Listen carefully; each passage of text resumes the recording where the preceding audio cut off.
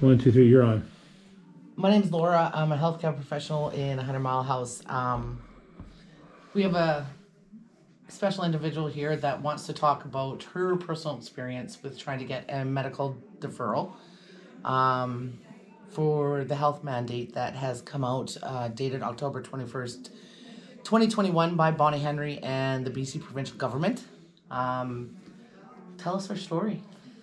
So my name is Mandy McClelland, and I've worked in healthcare for 12 years now. And for personal reasons and health reasons, I cannot get the vaccine. I had asked my doctor. I've lost my train of thought. I had asked my doctor about 4 weeks ago if he thought the vaccine, if he could tell me confidently that the vaccine would be A, effective, and B, safe for me, and he said no. So I told my boss, my manager, that I wasn't comfortable getting it because my doctor didn't feel that it was going to be safe or effective for me. And he asked me to get a deferral form printed out from my doctor. And I took that to my doctor, and he said he could not fill that out because none of the 6 key points met what the deferrals would be. So I then asked him to write me a letter for my boss stating that I seen him in his office at that time and that day, and he didn't feel that the vaccine would be safe for me. And he told me no, he can't do that because he's been told by the PHO and by the College of Physicians and Surgeons that they are not allowed to do exemptions or deferrals unless it falls under the 6 key points, which I didn't meet because I haven't had the first dose. So, in the end, where does this leave you then? Unemployed.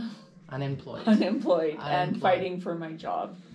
So, realistically, if there's the government is saying in the mandate that there is medical exemptions, but then they're giving key points to the physicians and telling the physicians, no, you can't do it. Yeah, that's what's happening. Yeah. And he wasn't even able to write me a letter that stated that he seen me in his office at that time.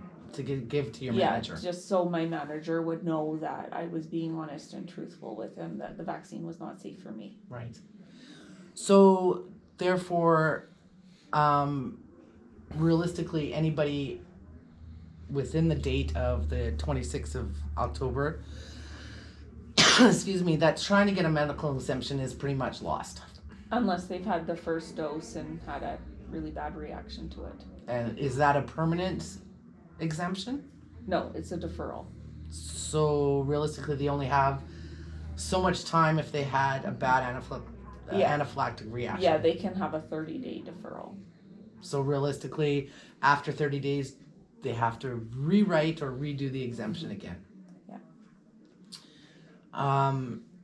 Is there anything you want to say, like anything that personally that really of what you want the outcome to be for other people and for everybody that is dealing with a medical exemption or trying to get a medical exemption through the province?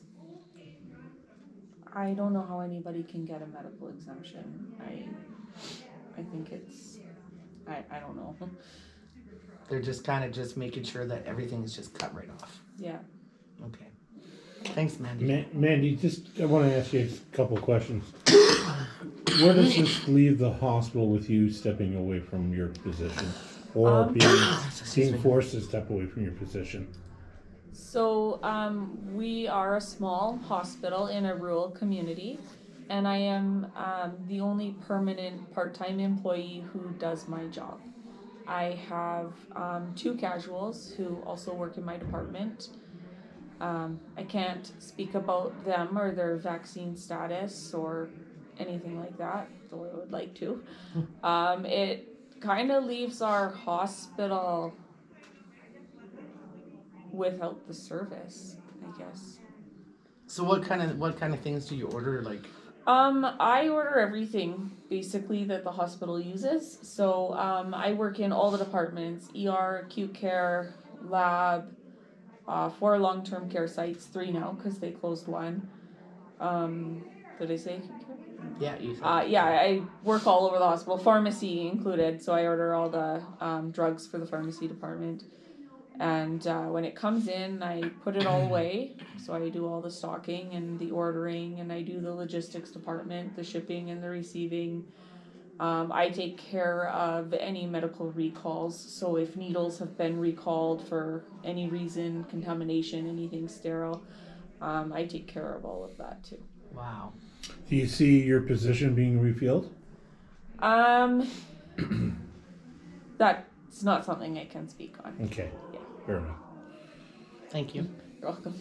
Thank you for. Thanks, and I hope everything goes okay. And you know what? you. Know that, you know what, we're always here for each other, and Yeah. for those that are facing this in this time. And hopefully, we can see a recall on the mandates. And I would like to see that too. yeah, and just you know what, because realistically, it's about the health of the province. Yeah. Thanks, Yeah, Becky. you're welcome. I Take love care. my job. I know. And the people. Yeah. It's hard. Yeah.